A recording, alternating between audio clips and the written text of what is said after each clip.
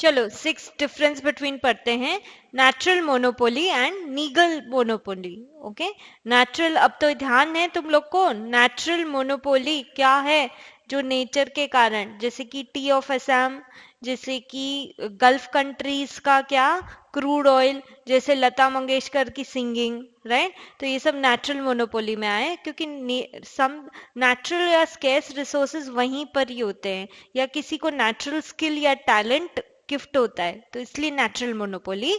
और legal monopoly कुछ ऐसी monopoly that is created by the law by the government, जैसे कि कोई किसी कंपनी को पेटेंट, ट्रेडमार्क, कॉपीराइट दे दिए और वो दूसरी कंपनी उसी नाम से प्रोड्यूस नहीं कर सकती, तो वो क्या होगा, लीगल मोनोपोली। अब पढ़ते हैं इसको। Natural advantages like goods location, control over scarce resources, natural skill and talent leads to natural monopoly. Natural monopoly कैसे आई? Control over scarce resources, scarce resources हैं, एक ही रीजन में उग रहे हैं, बिकॉज नेचर वहां सपोर्ट कर रही है।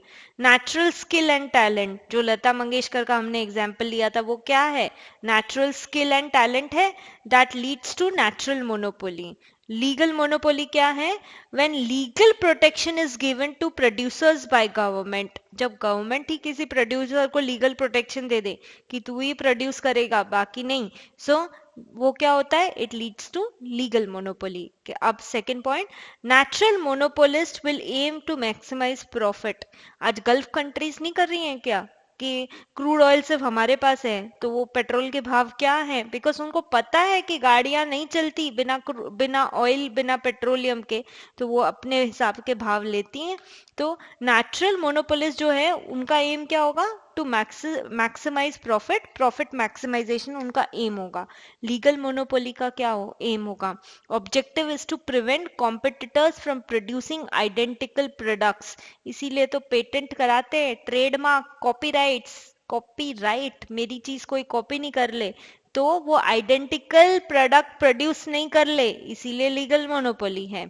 Then natural monopoly, it is monopoly due to location, Assam में चाय हो गई लोकेशन, और टैलेंट, जैसे कि हमने एग्जाम्पल लिया लता मंगेशकर का सिंगिंग का talent, example Assam T, acting by mister Amitabh Bachchan, तो उनकी उनकी जैसी एक्टिंग कोई और कर नहीं सकता, उनकी नेचुरल मोनोपोली है उसके ऊपर, सिंगिंग लता मंगेशकर जैसी कोई नहीं कर सकता। तो नेचुरल मोनोपोली में क्या लिखोगे, नेचुरल स्किल और टैलेंट और स्केर्स रिसोर्सेज, नेचर में जहां जो स्केर्स रिसोर्सेज होते हैं, ये दो पॉइंट्स के कारण होती है नेचुरल मोनोपोली। अब legal monopoly, it is monopoly due to legal rights conferred by government like patents, copyrights, trademarks etcetera.